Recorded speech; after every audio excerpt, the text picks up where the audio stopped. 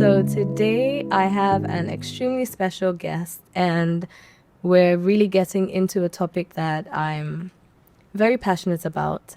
I cannot think of how many times an older person has said to me, especially like the aunties and grandmothers in the family, in my time, you couldn't do this, you couldn't do that. Most of the time they say it in an almost derogatory tone where it's like our behavior is unacceptable. And it's just one of those things that I'm constantly trying to understand, because we know what it's like being from two different generations and having two completely different appreciations of the times and things that happen. So today I'm with a guest, somebody who has really and truly evolved from my point of view and represents what I would like to call the new African woman. So in this episode, we're going to get into a very exciting and interesting conversation about who this new African woman is. What does she represent? What does she look like? Where does she travel? What does she do for a living? What does her life look like? What does it represent for the generations to come?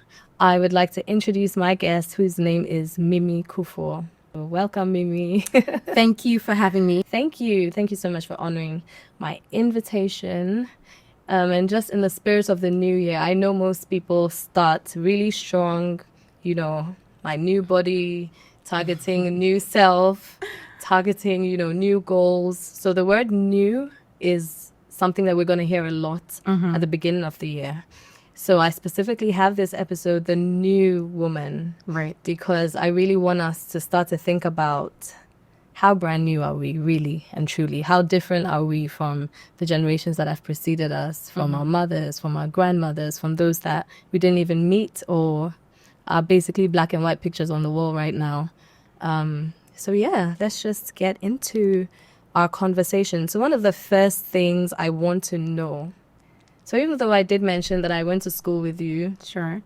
I don't remember much because you were a couple of years ahead of me, like I said. That's right. So I definitely don't have a memory of you as a little girl. I have no idea what your life or upbringing was like. And I'd love to, have an idea of Mimi, little Mimi, before she became, the Mimi we see today. Sure. So I was born in Accra, Ghana, in 1984. Ooh, 80s baby. 80s baby. And my dad was a civil servant, so he worked with the Foreign Ministry of Ghana.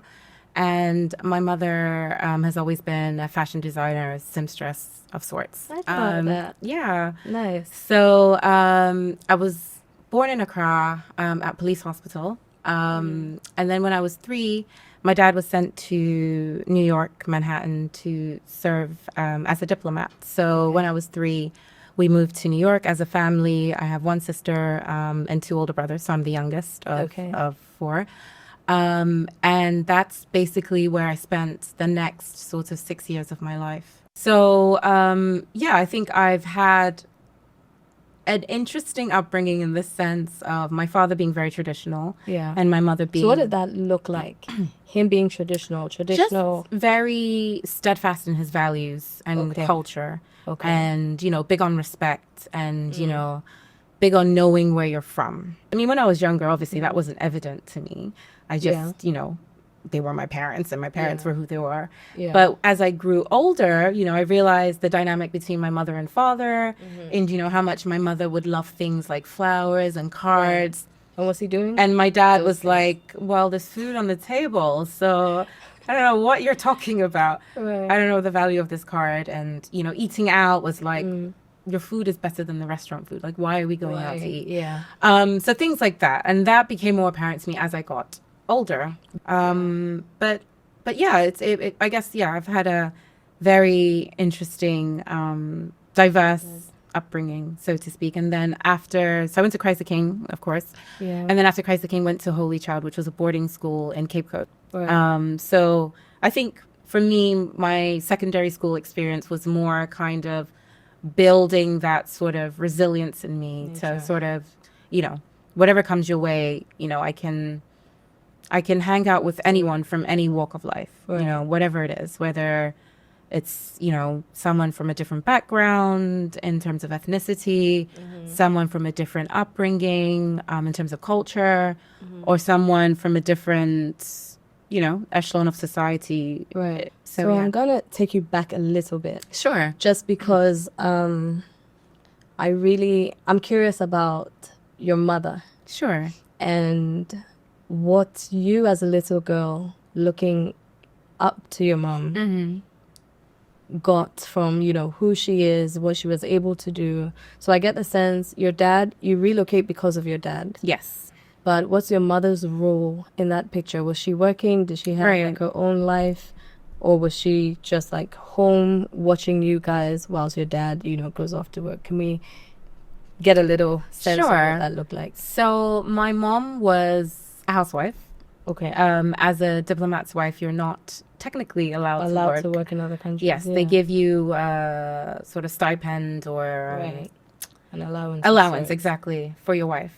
Right. But my mom has always loved sewing. So when we were in New York, she was making clothes for us and, you know, Right. her sort of kind of discrete set of clients that she somehow found through making friends and, you know, all of that stuff, recommendations and things like that. So Right. that kept her busy. But of course, she was also a housewife. So I saw my mom on one hand, being a housewife where, you know, she was taking care of the home, taking care of Right. us, and doing all those, like playing that traditional role. Right. And then on the other hand, when my dad goes to work and we go to school, she's, you know, making clothes and doing what she's passionate about Interesting. and what she enjoys. Right. So I've always seen my mom work. She's never sort of just been this lofty housewife that, you know, yeah. carries designer handbags and none of Right. that. She Okay. was, you know, very much down to earth, hardworking. But yeah, you know, still enjoyed life in her own sort of small way. So I've always been around a strong female figure in that sense. My dad would be sent to other countries where we wouldn't necessarily be allowed to go because of a civil war and stuff like that. Like he went to Angola for 4 years and we didn't join him because see. of the civil war in Angola. So in that instance, my mom was pretty much my mom and my dad. And I think that has definitely influenced me. So let's hear about that. In a good way, of course. Well, I Right. don't know. People might have different opinions. But, Yeah. you know, I think for me, it was whenever my dad came back, it was difficult to then see him as the authority because it was like, well, mommy's been playing mommy and daddy. So Right. your opinion playing doesn't it matter. well, I guess. Yeah, well, I yeah. see. So I've always been the, Spoilt one? no, I wouldn't say spoiled because I survived boarding school. True. But I would Give you say some just credit. non-conformist, not like, you know, Right. I don't want to say I went against the grain, but I would always question or challenge certain things. It Right. wasn't just do this and I walk like a duck to go and do it. I would Right. always be like, why do we have to do it this way? Why does this have to be done? Okay. So, So moving a little bit away from your parents, yeah. now I want to understand or get a little bit of a picture of what you as a child envisioned as the woman that you want to grow to become. Because I feel like when we're young and we're around, obviously, our parents, we start to build or form an idea of what our adult thing or our adult life would look like. If you're not from a very fortunate background, ideally you'll be imagining a fortunate life Yeah. because who would want to, you know, Of course. duplicate hardship? But I also find that people who have more fortunate experiences would visualize a fortunate life as well for themselves as parents, as adults, or maybe an even more fortunate life. I kind of want to get into your head a bit, if you can remember what you envisioned as your life as, you know, from being a child and growing up.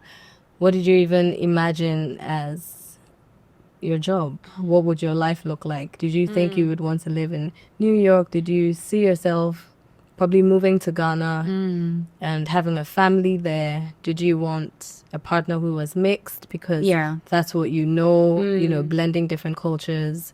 Did you want kids? Did you want boys or girls? Because I also feel like sometimes even the experiences that we have with our siblings, like if you have 5 sisters, Yeah. you're probably hearing bickering all the time, fighting all the time. You're imagining your life to be a little different as an adult. You Sure. probably have 2 boys if you couldn't call it a day. So yeah, if you can give a little bit. So I think when I was younger, I had a best friend, Regina, although we should have been calling her Regina. But anyways, this is Ghanaians butchering names. But and we both wanted to be computer scientists, and that was like the dream. I mean, Computer so scientist. I know, like, Wow. don't ask me why. I can't even remember at the time I why. didn't see that one coming. I didn't see it coming either, to be honest. But that was the dream. But I mean, that outside of that, I think I just always envisaged just being successful in in any shape or form. I don't necessarily think there was like a specific vision per se. I think obviously my dad having been a lawyer, that also crossed my mind in terms of studying law and you know going on to do that.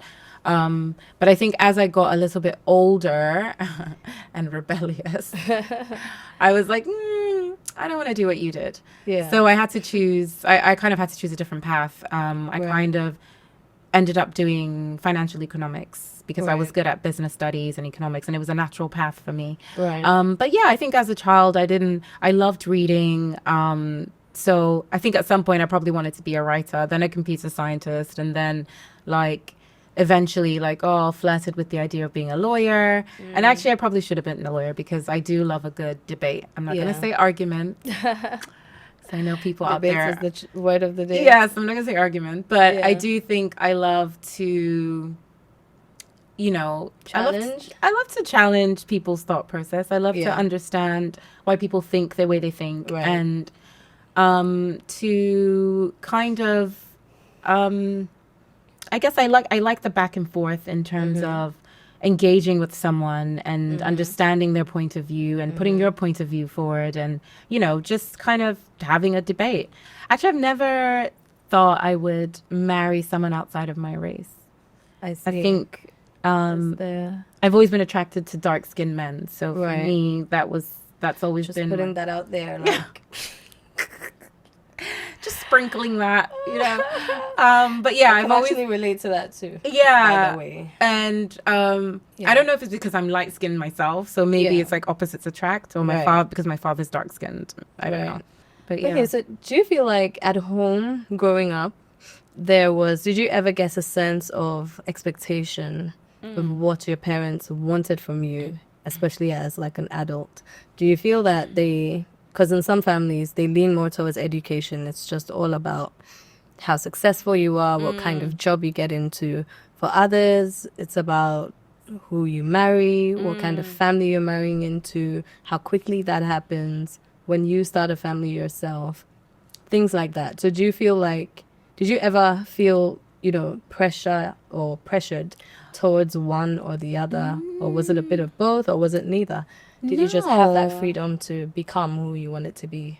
For my parents, well, maybe particularly more so for my father, he was very traditional. So even though he was enlightened to the point of wanting his female children or daughters to go to school and put us through the highest form of education and, you know, pay for everything, he still very much saw us as like, we're women. And so there is a role for us to play, even if we're educated. That doesn't mean what was that much. role?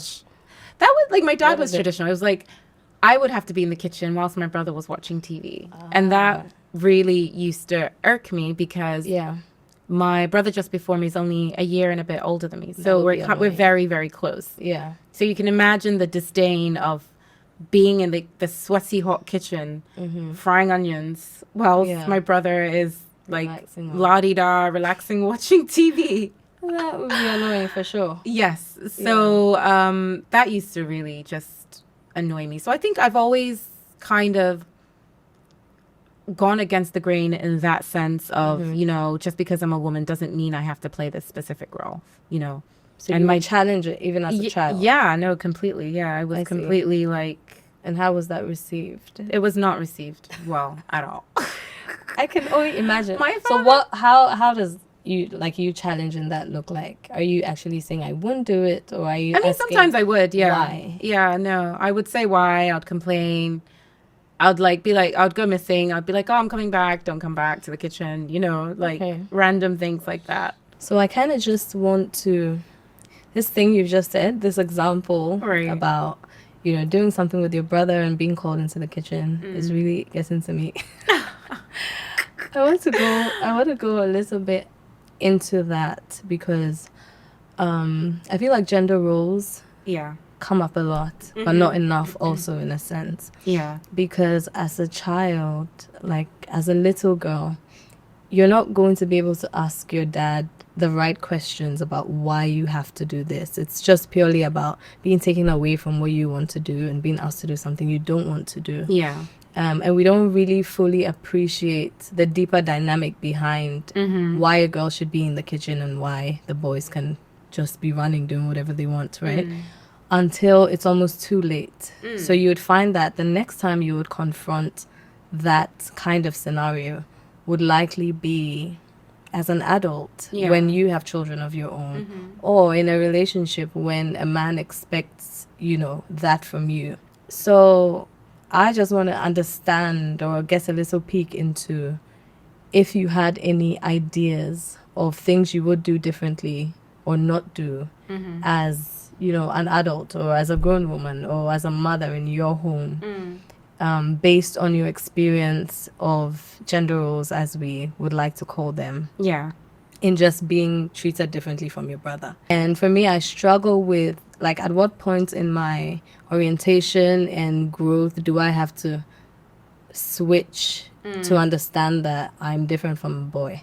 Because as far as I am concerned, as a child, like, I grew up having sisters and brothers. Yeah. And all our experiences were shared experiences. We were doing the same things. Yeah. So at no point did I feel like, okay, there are things that are meant for girls and there are things that are meant for boys, except maybe when it came to sports. But even that, not really, because my dad loved sports and he would play tennis and he would take all of us. The girls would play, the boys would play.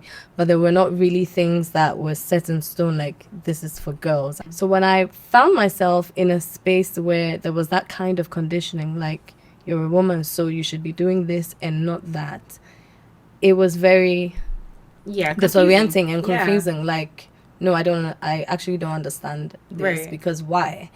But it's almost too late to be asking these questions because you're like in it and you need to navigate it and make it work, right? But it also leads me to a place where even as a young mother, it became something that I had to take time to think about because I'm raising both girls and boys. Of course. And I had to ask myself, like, what really are the thought processes behind some of these cultures we've come to meet? Because we also don't necessarily want to be running along with modern culture and things that we don't even understand to throw away aspects of our culture that are actually needed for, you know, continuity and for our children to also pass along and all of that.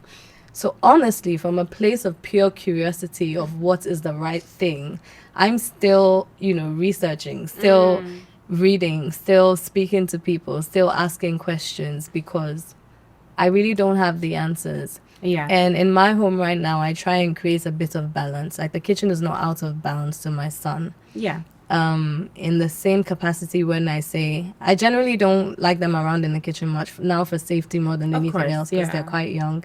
But on the days when I tolerate them in there, it's all of them. It's the two girls and the boy too. Oh, everyone. And I find that because they're so young, he's so eager. There's never a thing where it's like, oh no, I'd rather, you know, play ball or whatever.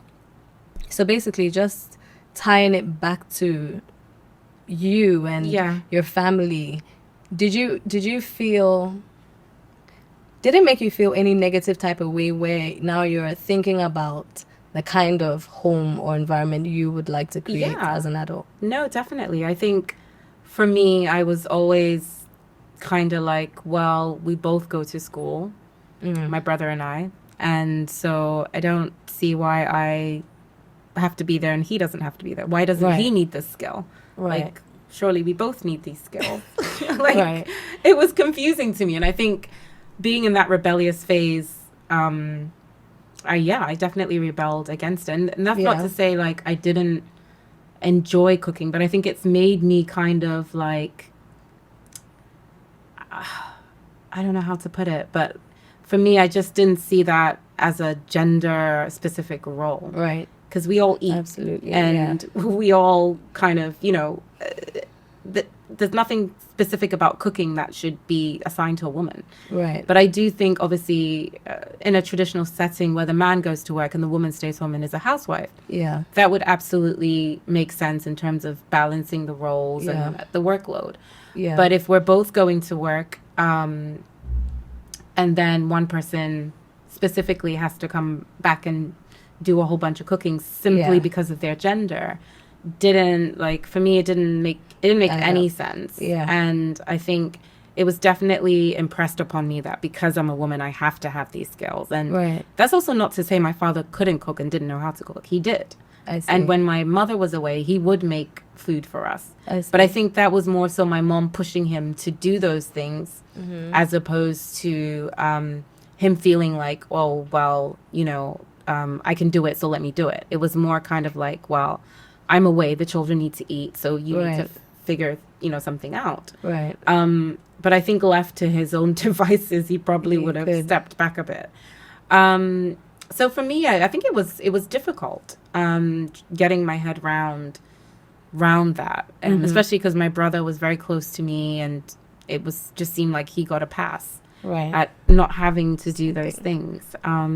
And like I guess I've always been sort of an independent thinker, and growing up in the States and then moving to England, I like my sort of my way of thinking wasn't myopic. It was more hybrid. It wasn't traditional. It wasn't Right. like women have to do this and men have to do Right. that. And I think because of that, I've strived to kind of be in relationships or partnerships where it is a partnership. Everyone has a role to play, but it shouldn't be gender specific. Right. I mean, Right. some things obviously men naturally sort of lean towards, or women sort of lean towards, but yeah. I think that's a discussion within the relationship to be Right. had, right? Absolutely. But yeah, it was definitely challenging for me. Yeah. And my dad used to always joke and be like, yeah, you're gonna get married and your husband's gonna send you back to us and say you can't cook. And Yeah. and Every things girl like- has heard that at least once. yeah, and I used to adolescent always life. think, don't be silly, there's a microwave, like we'll be fine. And he used to hate me saying that. Yeah. So yeah, I think in terms of shaping my own family in the future, I think cooking, specifically cleaning, I mean, domestic chores are for anybody who has to live on their own. It's Right. not, it shouldn't be gender specific. Right. I feel like we've moved away from those times. Right. We live in a capitalist society where both men and women often have to work in order to, keep a household or to have a certain standard of living. So what would you say, what would be your response to somebody who felt that kind of lifestyle takes away from the essence of you being a woman? Because I know a lot of these things are tied to it's almost like proof of womanhood. Right. To say, I'm cooking, I don't even, some people are glorify even the fact that they don't have help or nannies. So somehow they're a much better mother, even by assumption. Yeah. To say that I have a nanny, and for someone to say that I don't, I'm doing it all by myself. And in these parts especially, it's a thing. No, And for sure. it goes all the way down to even things like accepting epidurals and stuff, because there's some inherent glory in suffering. Suffering, yeah. Yeah. So yeah. do you feel like it's justified, or is it just something that you think comes with like the local context, but you don't necessarily have to deal with much because you don't live here all the time? Do you think, what am I asking? Do you think like living in the two different places allows you more flexibility to even have this as a thought process to say, well, if, you know, when I'm in my family setting, these are the things that I would, you know, require. And do you think, sorry, let me just add the next question so maybe you can answer it. And do you think these are things that are non-negotiable for you moving into, you know, committed relationships? Are they things that are important enough that you want to know what the man's, you know, understanding and perception of gender roles and basically how your lifestyles merge? Yeah. I think for me personally, I don't subscribe to cooking being the essence of a woman. I mean, if we were sort of putting it down to your ability to have a child or conceive, because that's naturally part of your sexual makeup, then I maybe could understand that. But you were like, cooking is something that it's a skill. It's a domestic skill. It's a skill anyone can learn and pick up. It's not specific to any one gender. Although I must say, there are more renowned chefs that are men. There are women in the world. So it begs the question, really, honestly. That is true.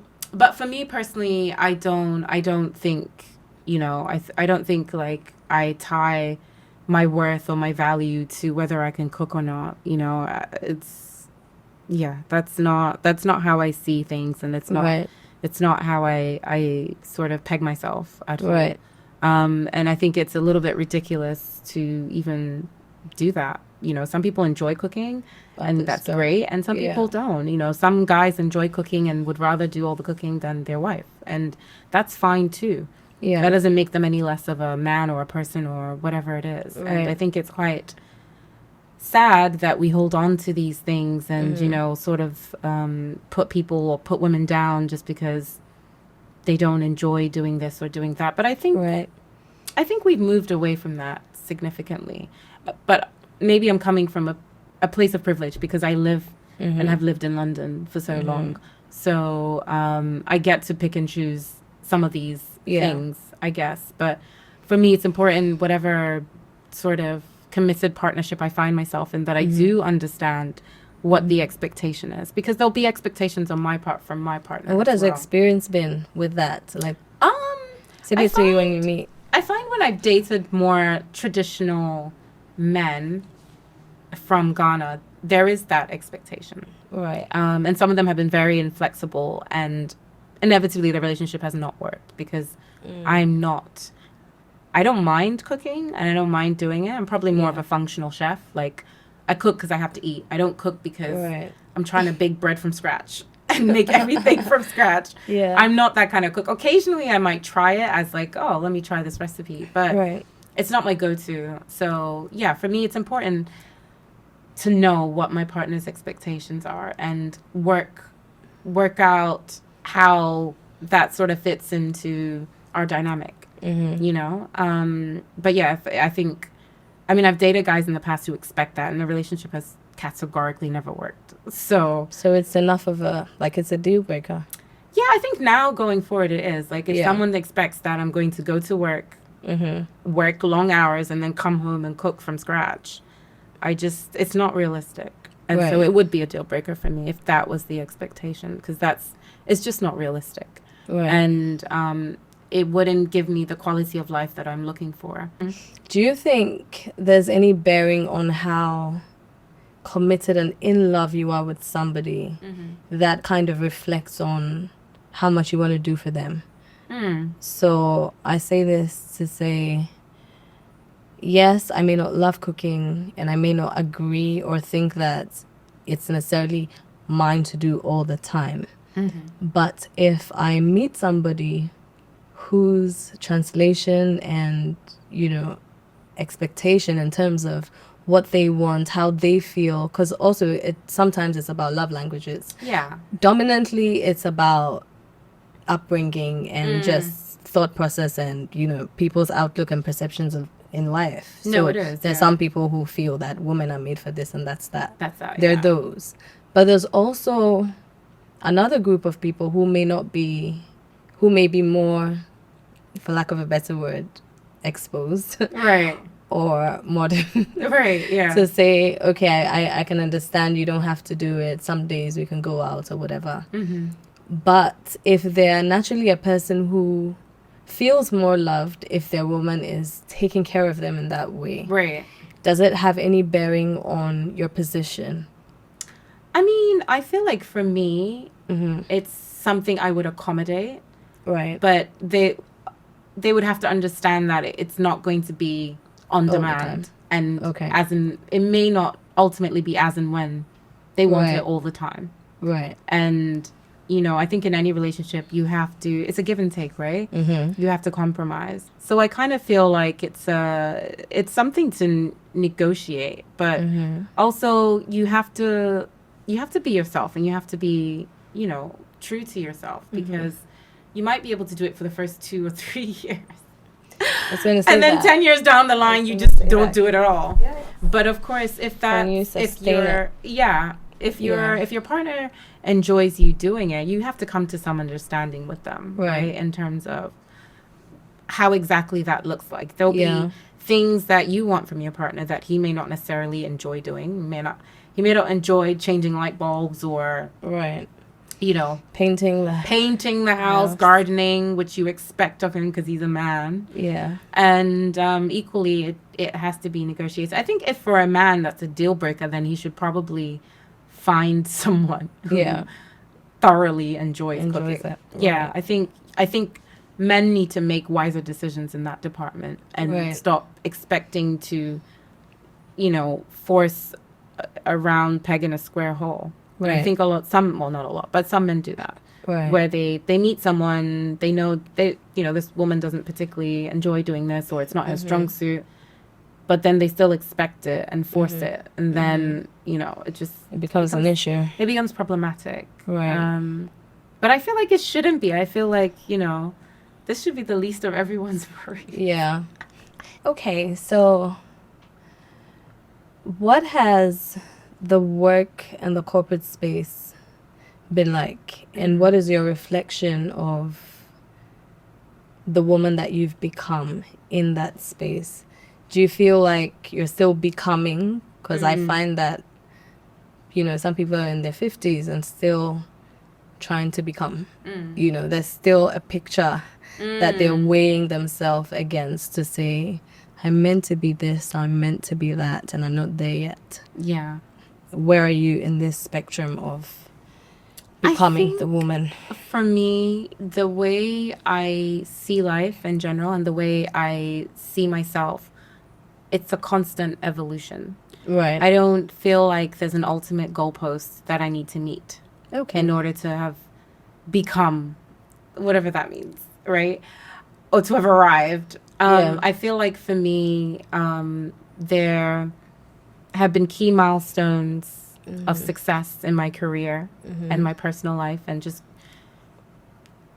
life in general, which I look back that I'm, supremely proud of. And so there's no sort of ultimate, I'm the CEO of a Fortune 500 company, and that's going to be my defining moment in life. So I feel like for me, I'm in a place and a time in my life where, my goals are probably slightly different from they were 5 years ago, 10 years ago, but even 20 years ago, there wasn't this ultimate goalpost of, I have to be a COO of a company, or I have to do this, I have to do that. And if I didn't achieve it, I would, feel like a failure. I feel like there have been many successes in my life that have pushed me and propelled me even further to do more or want more, be more driven or more ambitious. Yeah. And I think as a woman, it's a constant evolution. You have different phases in life.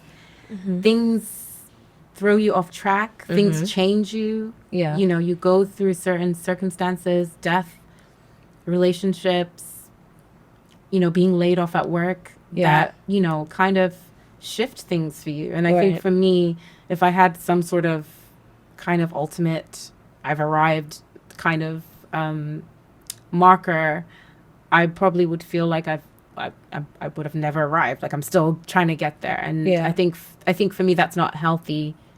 For me personally, Yeah. in terms of how I live my life or want to live my life, Yeah. there's even more Amen. that's pushing me, propelling me to want more, do more, or maybe not necessarily more in the sense of like I want more money or more of something, but just enrich my life in a Right. better way But from that's my really, perspective. yeah, Yeah. that's really encouraging to hear, because I find that now people are barely able to even enjoy what they have Yeah. and what they've like suffered and struggled to get, because the goalpost is constantly shifting. So it's from I want a house to getting the house to say now I want an estate. Yeah. I think, okay, strictly speaking, of course, Yeah. when you have many goals and targets, it's similar, Yeah. you know. I Yeah. mean, when I was younger, I wanted to earn X amount. And then once Yeah. I earned X amount, I was like, oh, okay, now I want to earn twice is as it. much. And I mean, that is still prevalent in my life, of course. I'd be lying if I said that wasn't. But I think ultimately I've also matured to the point where I understand that those things are ultimately not what make me Life as happy. well. Yeah, it's like, you know, I get there and then I'm like, oh, is this it? Like it's Yeah. almost deflating. It's like an anticlimax, and then it's like, okay, now what next? And so I think I've like over time I've realized that it's just an evolution. You're just Right. constantly evolving, constantly just trying to do better, make yourself better. Yeah. Obviously still pushing yourself, but Yeah. I think I would be trapping myself if I gave myself this ultimate goal that if I didn't achieve, I wouldn't feel accomplished. I Right. mean, of course, I think for me, from a personal perspective, I'd love to have a family and have a child and be married and stuff like that. But also, I think if those things come in different orders or Yeah. some don't come at all, I would still feel accomplished. I would still Right. feel like, you know what, I've lived a great life. Sometimes we just need to stop and smell the roses. And I'm guilty of not doing that too, of course. Sometimes, yeah, yeah. of course, you know, naturally you're human. You kind of think, oh, well, I wish I was doing this, or I had more Yeah. money, or I had, you know, could go on more holidays, or have more experiences doing this and doing that. But I think a long time ago, I kind of figured out that you just have to live and enjoy the journey. For young women out there, I think Yeah. it's important to be ambitious and driven. But I think ultimately you have to understand yourself and know what really makes you happy. But yeah, I think I'm constantly becoming, Yeah. constantly on that journey, constantly growing, constantly moving and shaking things and just trying to enjoy life. You know? Do you feel like your idea or ideology of what's important has changed Oh yeah, or completely. evolved? Yeah, absolutely. I And mean, what would you say, like, simply from what to I what? mean, when I was younger, it was all about money. Like, I Right. have to make more money to, you know, achieve more things, like to buy a house, to buy. I mean, I don't like driving, so I wouldn't say a car, but to go on more, to go on more holidays, to, you know, buy nice clothes and, Yeah. you know, go out to nice places and things like that. And then you get there and you're like, oh, you're actually in the midst of like a bunch of pretentious people, and it's actually not fun. Yeah. You know, you'd rather be probably in a more simple setting with family and friends and just having a good laugh. And yourself and And I think with Right. time and maturity, you realize those things. Like it's nice, of course. Don't get me wrong. yeah. Having money is great, Yeah. but it affords you certain comforts, which undeniably are nice. But Yeah. I think as I've gotten older, I've realized it's not All about it's not that. what defines me. And it's, yeah, you know, if I lost everything tomorrow, I would like to think I don't feel empty and lost Right. without my handbags or my shoes and my apartment or Yeah. all those things. So what do you feel like now gives you that sense of fulfillment? Because usually we imagine that everyone wants money because money can get you things and afford you experiences, but those experiences and things ultimately are supposed to bring you fulfillment. Yeah. So really the problem is when you get that and you're not fulfilled. So it's like, well, now I have it. Well, now I've done it, but Yeah. here I am still wanting more. Wanting more. I think for me, I've always been altruistic in the sense that I always want to give back. Okay. So for me, I find that fulfilling.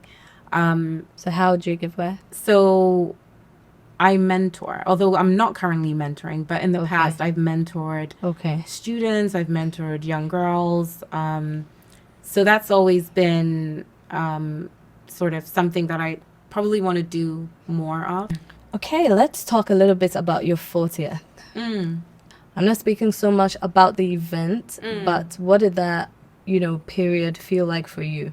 Because I know women especially have certain, fears and Yeah, of course. about turning 40 and Yeah, I think I what was it means. I was definitely, I don't want to say apprehensive because it was Yeah. coming. So like You can't do anything I about couldn't it. prevent it. I couldn't stop the hands of time and say, hold on, give me another year. Yeah. But yeah, there was some sort of feeling of trepidation and like apprehension of like what it will be, how I would feel. When people go, oh, how old are you? Like, do I tell them I'm 40? Do I not? You feel so much older than Yeah, 38 or 39. exactly. It's like, oh, geez, like, what's that going to feel like? Yeah. And I think I had also just come out of a very difficult, trying relationship. Okay. The year you turned 40 or before then? No, the year before I turned 40, actually. Okay. So it kind of was like all leading up to me turning 40. And I had put on so much weight. I was like so unhappy.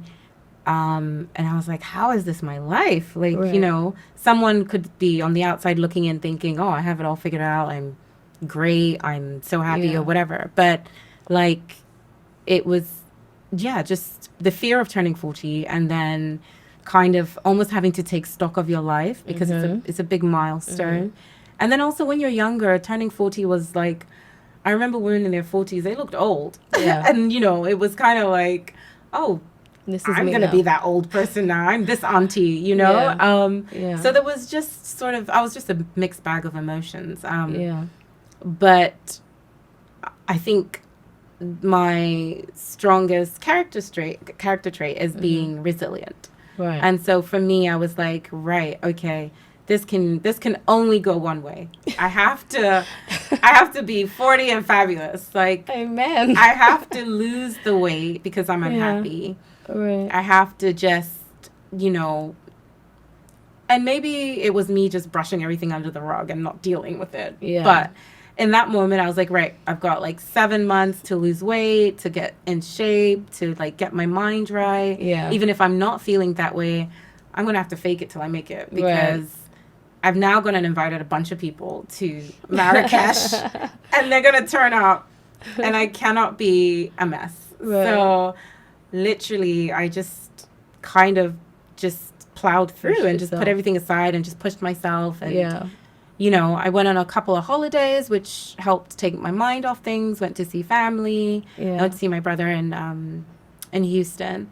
So that really helped. It was great to be around people who loved me and, but yeah, it was difficult. There were all these, questions I was asking myself, taking stock, what have I done? What do I want to do next? Am I where I want to be? Yeah. All those things crept up on me. But I think I was kind of like, wow, it's here. So I might as well embrace it and just enjoy the journey. So my birthday came and it was amazing, My friends and family all showed up and it was, it was truly overwhelming because, it's like they like, usually when people say nice things about you, it's at your funeral, right? True. Typically. It's like when you're dead, oh, she was such a lovely person. Yeah. But I had this outpouring of love and just admiration from friends and family that I didn't even know existed. So you feel like you took away like more from Yeah, and I was like, what was I even worried about? Like, what was all this fear and, whatever else? But I guess that's natural.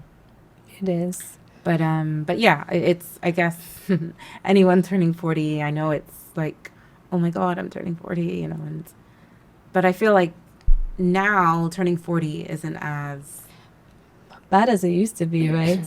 I feel like the 40-year-olds now look like, yeah, we be looking hot. yeah. We are So the some standard bad is bees. like really different. It's very different. The standard has definitely shifted Yeah. in a good way. And I think women are more in control of their lives, more in control of their futures, their careers. Just, yeah. So it's, you know, it's empowering, Yeah. I think, for a woman to say turn the 40 least. and, you know, not to Feel like they've, yeah, like life is, life is over. yeah. You know, because it completely isn't. Yeah. It really isn't. You know, if anything, it's better because you're more established. You're more Yeah. assured of yourself. You're more Aware of what you want and don't want. exactly. So you're more kind of astute in you know, many Yeah. regards. So yeah, I feel like I'm having the best time Awesome. now that I'm 40. It's really encouraging, honestly, because we're like just a few years behind you, and sometimes I think I am at that place where I feel the subtle pressure and nudge where it's like every other day. So even this podcast I'm doing because I'm like, listen, I'm not about 10, 40 and be sleeping on some of these. Yeah, and this is not a big one in the grand scheme of things, but it's also just about taking baby steps to actually do some of the things. Because for like big procrastinators, it's like the idea of always having time, right? But somehow just that awareness that, well, if I'm nearly 40, then I really don't have that much time. No, I mean, yeah. You know. So yeah, it is very encouraging to hear, and also to see like 40s you. We shouldn't be so worried of it. Really, and it looks fabulous. It's very fabulous. Everyone should. We're slowly coming. Yeah, everyone should. I'm gonna say everyone should give it a go, but you know it's inevitable. You'll get there. Yeah. So yeah, I think you just have to embrace it with open arms and open mind, and just be true to who you are. And I think that's what's been illuminated a lot in my 40s. I've only just turned 40, but turning 40 has just illuminated that reality that, you know, you just have to stay true to yourself, and those who love you will love you, and those who, you know, are not aligned with you and your energy will just fall away, and that's okay. Right. That is completely okay. In fact, it's better. Yeah. Makes it easier to navigate through life knowing the support system you have is genuine. There are people that, you know, genuinely want to see you do well and want to be there for you, and sharing your triumphs and sharing your griefs. And, you know, I'm just embracing, also just being more vulnerable and open about how I'm feeling and who I am. You know, I think when you're younger, you have a sense of, I might not be accepted. No one's going to like me, or this isn't going to get me, you know, up the corporate ladder. So I'm going to be a good girl, or, you know, or do this or do that. Right. And then you sort of get further in life and older, and you realize no one gave a shit anyways. Yeah. So, like, you just got to be true to yourself. But I mean, having said that, like, the younger generation don't need to be told that. Really, they really don't. They don't. They are living their best lives. And they don't care. They don't care. Not a care in the world. So I'm happy about that. I'm happy to see that younger women are more self-assured, more confident, more kind of like, I can do this. Like, I've got this. I have it, you know, maybe not all figured out, but at least I know, you know, the trajectory in which I'm heading in, and I'm comfortable with it. I'm comfortable with myself. And, you know, no one can come and bamboozle me into thinking like I'm not great. Or I'm, you know, that, like, I actually love that you've brought this up, because it kind of shows you the evolution that we're speaking about, because, you know, the generation before us are not like us. No. And the generation after us is like pushing beyond, you know, us definitely. Also. So you see how different, you know, each I'm learning something from them exactly all the time. Yeah, you know. So I love to see it. It's great. It's amazing to see young women be so confident in themselves and their abilities, and not take no for an answer, and you know, ultimately know their worth and protect themselves from you know, the people who try and take advantage of them, Right. prey on certain situations because Yeah. they think they're women and Yeah. they're a weaker sex, or they not worth, they're lesser than men or whatever it is. Yeah. I think that sort of rhetoric and narrative is like, if it hasn't faded away completely, it's it's definitely in the background. Yeah. It's not at the forefront anymore. So, In most parts, yeah. in most parts, I feel like here It's we're still- still struggling a bit because just like the role of the patriarchy in general, it's just, it's going to be I think at least another generation. it might take a little longer. Yes, with these Gen Zs as the adults and like parents and grandparents, we would definitely see much less of that but kind it's of. definitely shifted. It Or has. shif- It has. It I has agree. shifted. I I wouldn't say agree. So I guess the next thing I want to ask you, in just like a few words, what would you describe as the new African woman? I would say the new African woman is one who kind of is at the intersection of dichotomies. It's a sort of progressive. Break it down for Yes. my. So it's at the intersection of like. Let me just sort of pretend like I understand, just for the benefit a of my duality audience. of being progressive versus conservative, Yeah. being Okay. modern versus traditional, Right. and just having that balance. I think for me that's the modern day African woman. Right. Knowing that they can sort of tap into their traditional cultural sort of values, but still, integrate that with some of the modern elements, so sort of understanding the value of both, Right. and sort of marrying the two to create something unique to her, and just understanding that, maybe not every tradition is suited to you, but there are sort of a lot of traditions within our culture that is great and does support us Yeah. as women. Yeah. We have a lot of, especially in the Ashanti culture and history, there's a lot of strong women Yeah. within our history, Yeah. who have fought wars and done stuff. And, even the mother figure within the family is a very strong figure. And being this modern day African woman, I think it gives you that chance to, I'm going to go and eat fufu with my hands, with my long Yeah. nails. Yeah. I'm still going to do that. And I would still, go to a different sort of like an intercontinental sort of, a continental, restaurant and Yeah. use a knife and fork and whatever else. Like, Yeah. you can do both. Yeah. I think that's kind of what's I love that. important. I love that. Yeah, that's Response, what's important. absolutely. And what's great about actually being African and having the foundation of certain values of respect, kindness, just hospitality, community, and then, marrying that with some of the good things from sort of the West and the modern day, as we call it. Yeah. Yeah. I like that. Yeah. So finally, just like in a few words, what would you... So if you had like a peek into the next 30 years Right. or the next 40 years or the next 50 years, what would you wish for women in the sense of acceptance, in the sense of pressures that will no longer exist? When you picture the ideal world for a woman in the next generation, what does that look like? I think I would love to see a world where women can just choose freely and be happy in the choices they've made without any repercussions, without any second guessing themselves. Right. A world where a woman can choose to have a child or not, use a surrogate or not. Yeah.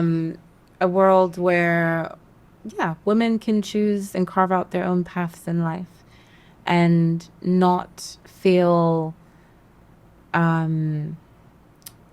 like there's someone judging them, just do things without any fear of judgment. I'd love to see a world where women just embrace the choices that they feel are best suited to them fully and confidently without any worry or care of judgment or repercussions or, societal ostracization or whatever it is. Like, just having that freedom. I guess, just true freedom.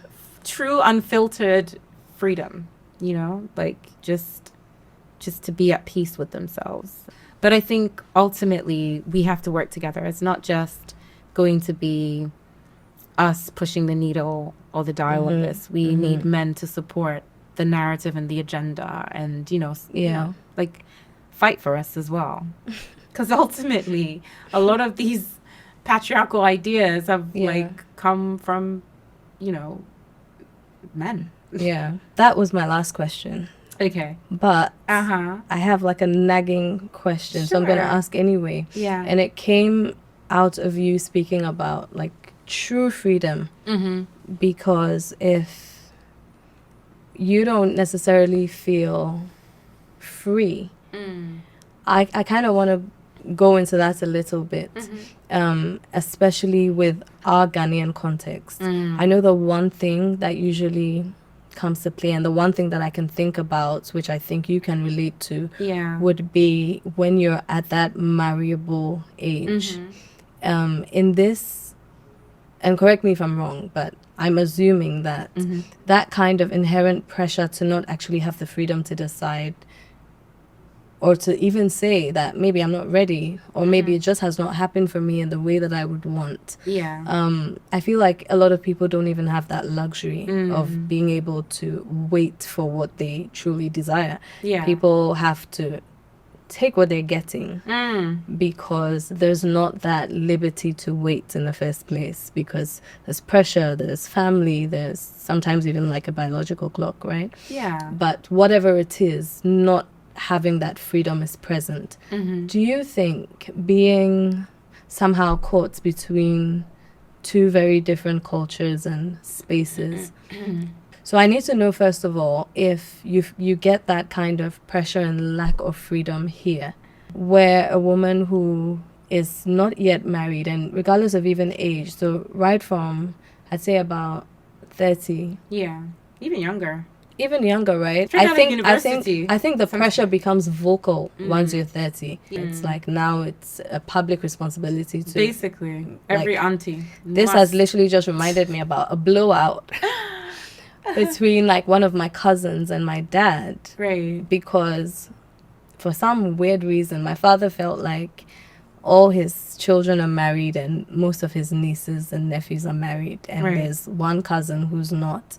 And he's so concerned about this that he starts to like advocate himself. Oh no.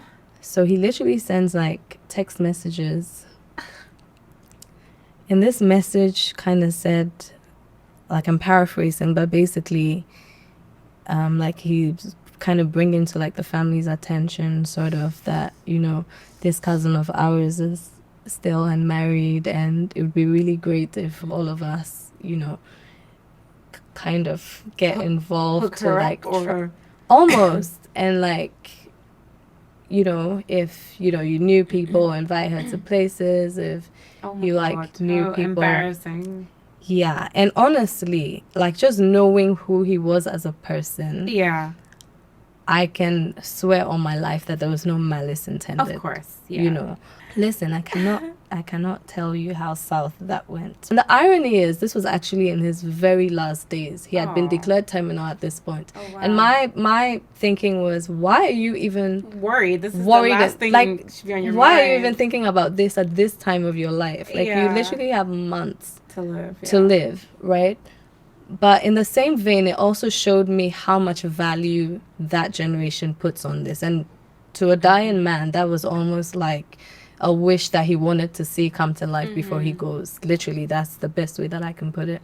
But it wasn't even received in that way on that end. So I know that there's a very wide disparity between that generation and that value, like they put on that.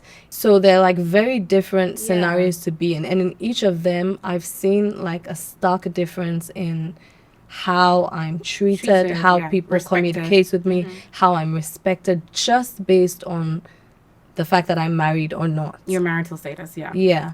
And that has been like very wild to me. And I've also observed how, media and just the public space talks about issues to do with this, like women that are fully accomplished, like in every sense of the word that you can think of, and someone who hasn't even achieved 2% of what they have has a certain level of audacity because they're married and they feel like that's the one thing that I have on you. So it's almost in a sense a currency that you just somehow cannot throw out the window. Yeah, it's used against you. Yeah, and I'm wondering if it's the same there.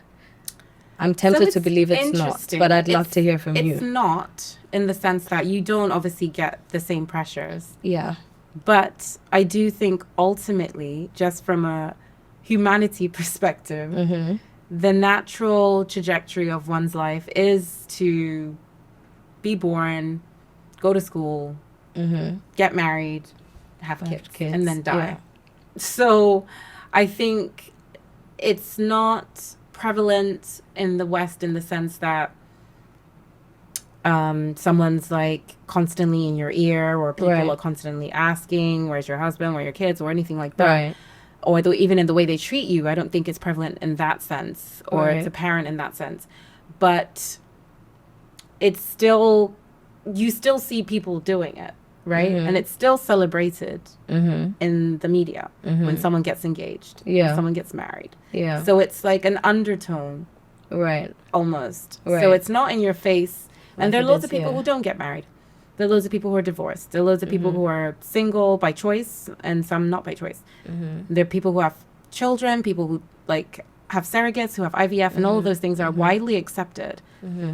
But I do think ultimately we still live in a society, be it in the West or not, where marriage is celebrated. Right. In the sense of it's the thing to do. People are doing it less so in the West, but it's still being done. When you hear someone getting married, it's all over the news. They're engaged, they're this, they're that. I mean, they talk about divorces too, so probably it's about maybe 50-50 at this point. Yeah. But I do think it's still kind of, there's an undertone that still exists. Right. And I guess being of a certain generation, particularly for me, I will have more friends married with kids than I would have friends who've chosen not. Specifically chosen not to be married. It's difficult, I would say. Like, I don't think my mom or my parents have ever given me that pressure to have to be married. You have to, none of that. But I do think seeing friends, all my friends or most of my friends be married with children, and like if I'm bored and I want to do something, I can count like only two or three people that I can actually call who are also single. And don't have a family or whatever. Right. So I think there's this kind of, unspoken pressure that maybe we put on ourselves. I know I definitely put it on myself. And I would have made a disastrous decision to get married to the wrong person like a couple of years ago. Leaning into that. Yeah. So for me, it was like, well, I would have been unhappy for life. Like, what would the point of that been? And yes, I would like a partner. I'd like to be settled and have children and stuff, but at what expense? Like, not at the expense of my mental health. Like, and I think I can imagine the pressure is even more so if I lived back here, right? Because even more of my friends will be married. Yeah. Some of my friends are on their 4th, 5th children. Yeah. And so sometimes no one even particularly says anything, but you just kind of, everyone around you is kind of married or has children or whatever. So there is that sort of unspoken pressure, I think. And I guess because I have such ties back home to Ghana, whether in the West people are not doing it as much, I don't necessarily think I still think for me that there's still kind of that, oh, you should be married, or or where's your husband? That kind of question, because they just assume given my age, I must be. Yeah. And then they go, what are you waiting for? All these condescending, annoying questions. But you have to just filter out all that chaff, because, it's a personal decision. And you shouldn't you shouldn't feel that pressure. No one should. And I think Yeah. women more so than men get that pressure. Yeah. Right? For sure. Men Men get nothing. Yeah. I mean, to be fair, I do think married men are given more respect in our Yeah. culture Yeah. because they think you're more responsible because Yeah. you're taking care of your family and wife Yeah. and whatever. Yeah. But they don't Not as necessarily much. really, yeah. Even if they're in their 50s,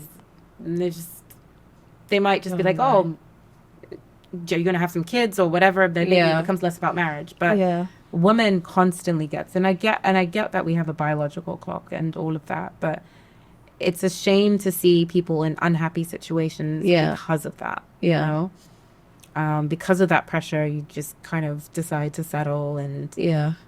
go through all these horrendous situations, some abusive, you know, and it's just sad to see.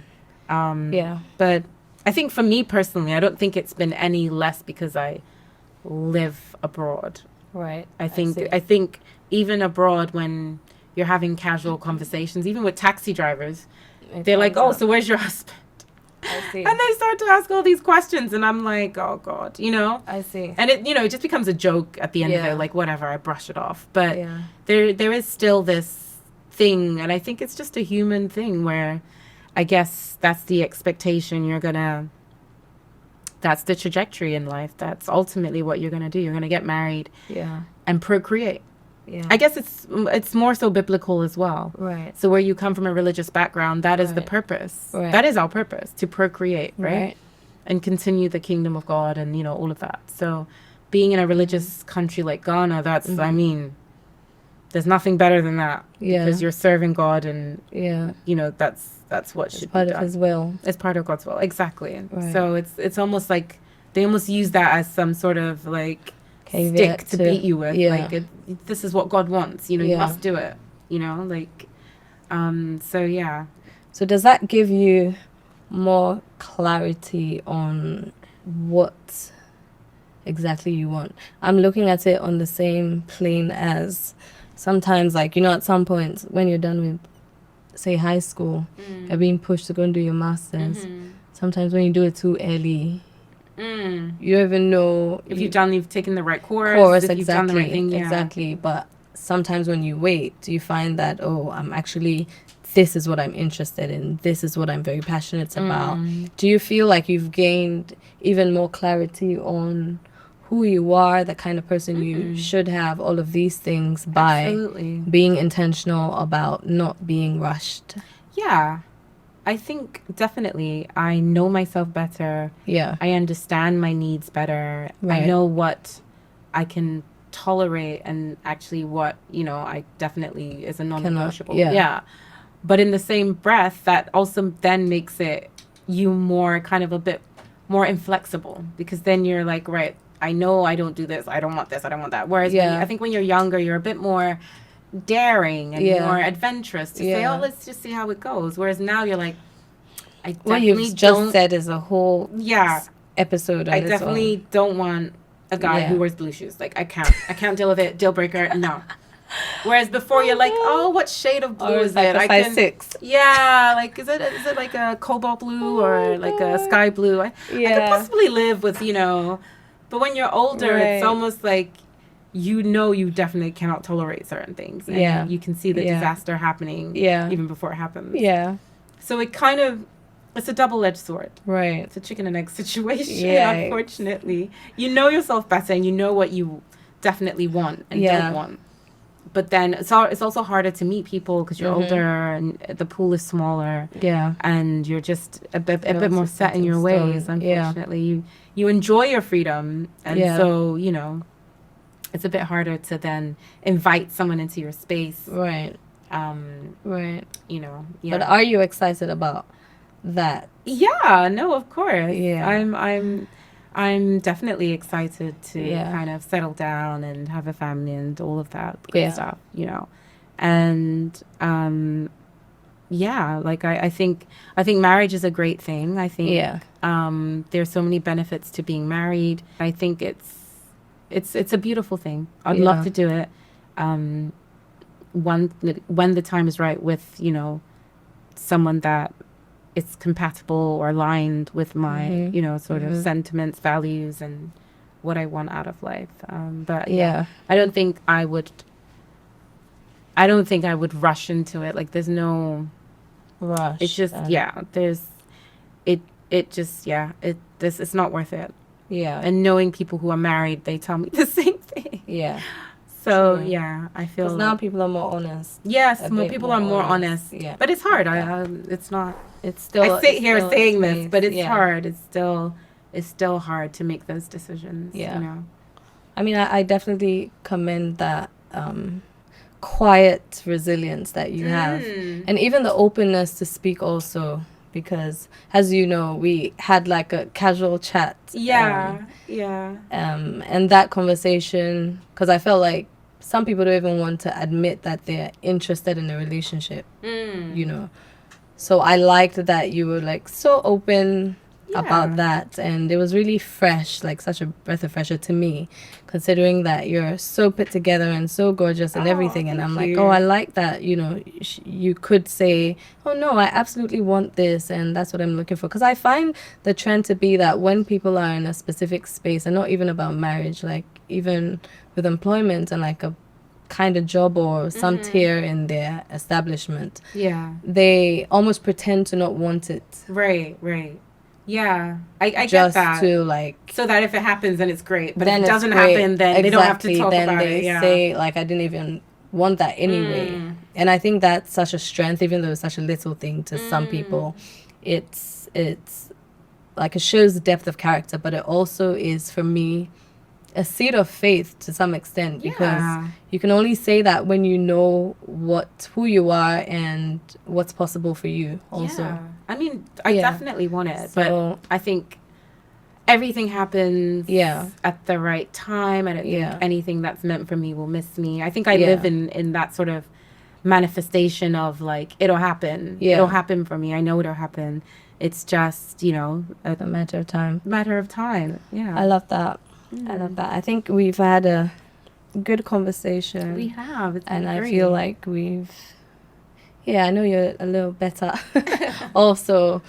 And more importantly, being able to give our audience a little more clarity, because the rationale of these conversations is to speak a little bit more on the areas that are not necessarily black or white. And we really just want to get a lot more into the gray to understand them, to, you know, decode them and navigate them with, you know, more knowledge, more wisdom, and more strength. And we can only do this by talking and, you know, hearing a lot, you know, what people are actually going through. So I love how open and honest you've been, and the wealth of wisdom you've shared with us today. Thanks for having me. It's been a great time. Indeed. It's been a very illuminating conversation. Yeah, and hopefully I agree.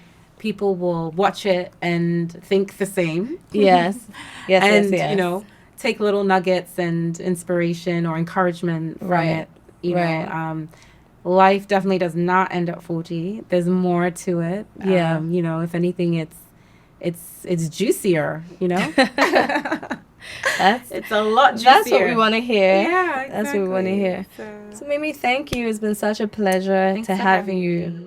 Hi, my name is Chiri, and I'm the host of the Bold Circle podcast. I really hope you enjoyed this episode. We're so happy that you made it through till the end. So thank you again for being part of this community, and I hope that we can all navigate the gray areas of adulting together.